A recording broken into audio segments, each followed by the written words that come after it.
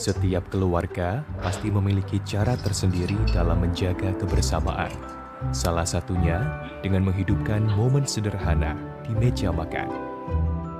Namun, apakah meja makan hanya sebagian dari kebiasaan harian dalam keluarga, atau adakah makna dan kisah lain yang tersembunyi di baliknya?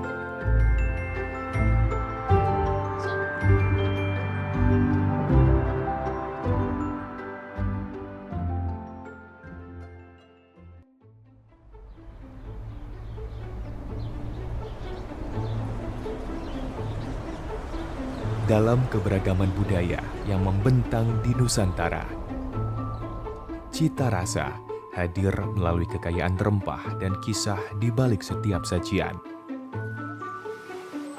Dari hidangan tradisional yang khas dan memikat dengan kesederhanaannya, hingga hidangan perjamuan yang mewah, Indonesia menyimpan kekayaan kuliner yang istimewa. Kekayaan inilah yang sejak lama membawa bangsa-bangsa asing berlayar jauh ke sini. Sepanjang sejarahnya, perkembangan kuliner Indonesia dari masa ke masa pun tak lepas dari pengaruh bangsa asing yang datang. Salah satunya datang dari bangsa Eropa, khususnya Belanda.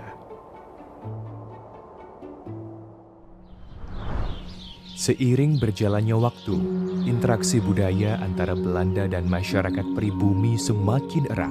Salah satu faktor penguat interaksi antara dua budaya ini adalah melalui perkawinan campuran yang marak terjadi terutama di Pulau Jawa.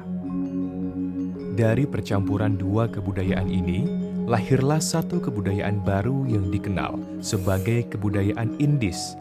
Salah satu wujud dari kebudayaan Indis yang mulai berkembang pada abad ke-19 adalah kebiasaan makan yang dikenal sebagai Rijsttafel. Rijsttafel sendiri berasal dari dua kata bahasa Belanda yang dijadikan satu. Yang pertama adalah Rij yang artinya nasi dan tafel yang artinya meja. Jadi secara harfiah memang artinya meja nasi.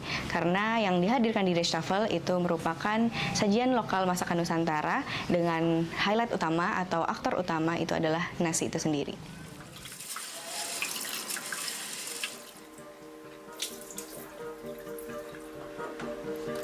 Dalam rumah tangga campuran antara pribumi dan Belanda, wanita pribumi kerap diberi julukan sebagai nyai yang memiliki tanggung jawab besar di bagian dapur.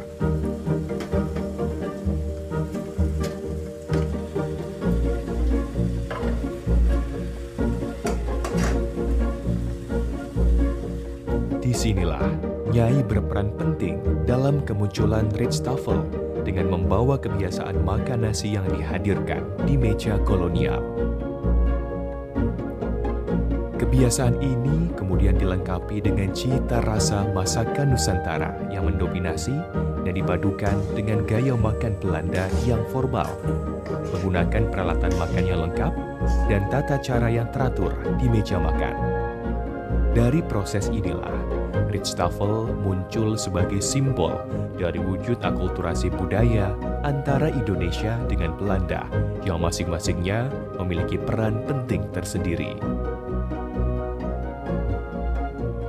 Dalam hubungan antar dua budaya, tidaklah satu arah. Keduanya saling mempengaruhi, membentuk simbiosis yang hidup dalam berbagai aspek, termasuk kuliner. Cara penyajian konsep Rijsttafel ini sebenarnya kalau di zaman dulu cenderung formal karena hadir di hotel-hotel ternama dan juga disajikan dengan banyak menu, sekitar 40 macam menu mungkin waktu itu, dan dilayani oleh para jongos-jongos, mereka sebutnya waktu itu.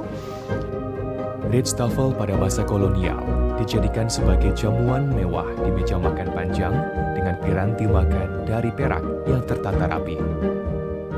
Puluhan menu disuguhkan, mulai dari nasi, berbagai macam masakan daging, sup, sayur, sambal, acar, hingga kerupuk, dan minuman, serta dessert sebagai penutup.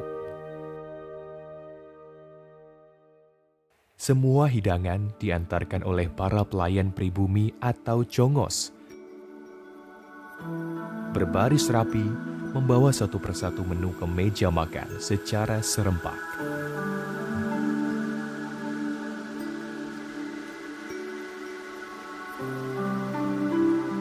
Di antara puluhan hidangan Rijstafel yang hadir, sambal menjadi pelengkap yang tak bisa diabaikan.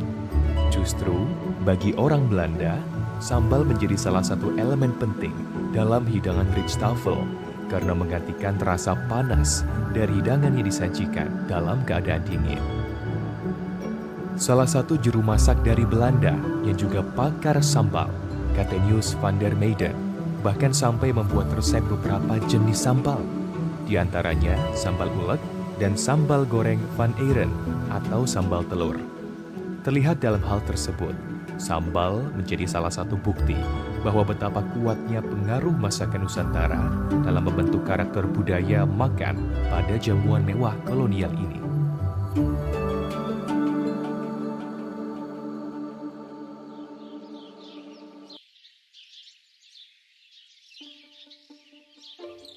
Pada awalnya, Rijstafel hanya diidentikan sebagai kebiasaan makan di kalangan keluarga Belanda, terutama saat mereka menjamu tamu. Namun, pada paruh abad ke-19, Rijstafel mulai berkembang menjadi simbol status sosial bagi orang Belanda. Di luar kalangan Belanda, Rijstafel pelan-pelan mulai diadopsi dan diadaptasi oleh kaum elit pribumi atau disebut dengan priai untuk membangun hubungan dengan pihak kolonial sebagai bentuk gastrodiplomasi dan memperkuat posisi sosial. Ya, sangat. Karena makanan itu kan bahkan di level negara pun kan ada menjadi alat diplomasi kan, gastrodiplomasi ya. Jadi bukan cuma di level family, di level istilahnya yang lebih besar lagi, acara makan-makan seperti itu, dan salah satunya juga Rijstafel itu menjadi perekat lah satu sama lain gitu, menciptakan harmoni, saling pengertian gitu kan.